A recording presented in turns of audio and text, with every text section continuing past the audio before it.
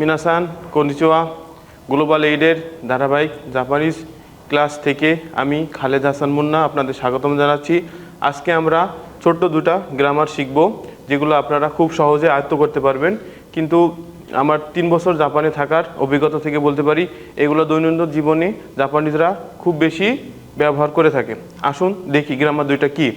প্রথমে আমি বোর্ডে লিখছি নে, যেগুলো আপনারা হিরাগানাতে পড়ছেন না, নিনু, নেনো, ঠিক আছে। সেই নে, এই নেটা শব্দের শেষে বসবে একদম, দেশ নে। সেই ক্ষেত্রে আপনার কি একমত চাওয়ার ক্ষেত্রে, যেমন ধরুন আমি একটা উদাহরণ এখানে লিখছি, উদাহরণটা আমি আপনাদের যদি পড়ে শোনাই, এমন একটা কাল্পনিক নাম, সেখানে লেখা আছে মাই নিসি জুজি মাদে হাতারাকি মাস। উনি বলতেছে আমি প্রতিদিন রাত 10টা পর্যন্ত কাজ করি। পরের জন বি একটা কাল্পনিক নাম, উনি বলছে তাহিন দেশ নিয়ে কষ্টকর, তাই না। এখানে একটা জিনিস আপনারা বুঝেন, ওনার কাছ থেকে একমত চাওয়ার জন্য উনি বলছে যে প্রতিদিন কাজ করি, হ্যাঁ। এর জন্য বি বলছে হ্যাঁ এগুলো খুব কষ্টকর, একমত হচ্ছে, সহমত হচ্ছে, ওনার সাথে এগ্রি করছে। এটা হলো শব্দের শেষে দেশ নিয়ে, এই ক্ষেত্রে এক্সপ্রেশনটা বোঝার ক্ষেত্রে একমত হওয়ার জন্য এই নেটা ইউজ করলেই ওনার সাথে কি একমত হওয়া এটা বোঝায়। দ্বিতীয় যে গ্রামারটা আছে সেটাও একদম ইজি, আমি বোর্ডে লিখছি, আপনারা একটু লক্ষ্য করবেন। ইও অর্থ জোর দিয়ে নিশ্চিত করে বলা হয়ে থাকে।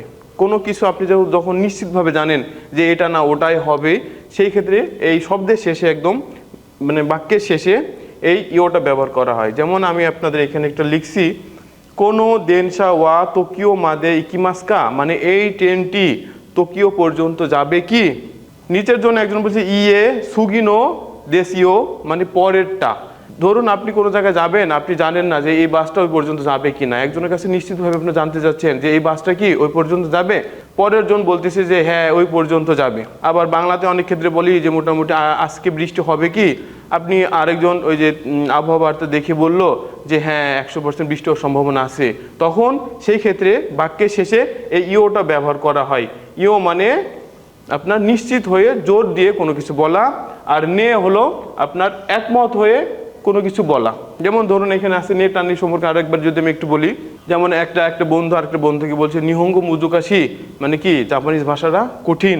তখন আরেকজন বন্ধু বলতেছে যে মুজুকাশি দেশ নে, হ্যাঁ কঠিন, একমত হওয়া। দেখুন এই দুইটা বিষয় নে আর ইও, এটা হলো বাক্যের শেষে বসে সচরাচর দুজনের কনভারসেশনের মাধ্যমে, এগুলো জাপানে অত্যাধিক ব্যবহার হয়।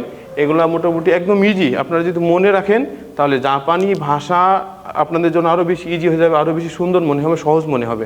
এভাবে আমাদের গ্লোবাল এইডের সঙ্গে থাকুন। আশা করি আপনাদের যে ছোটোখাটো যে বিষয়গুলো আছে, বড় গ্রামারগুলো তো শিখবেন, পাশাপাশি ছোটো গ্রামারগুলো আমাদের ভিডিওর মানে ধারাবাহিকভাবে আপলোড করা হবে। আপনারা থাকলে আপনাদের অনেক কিছু আসলে শিখতে পারবেন, জানতে পারবেন। ধন্যবাদ।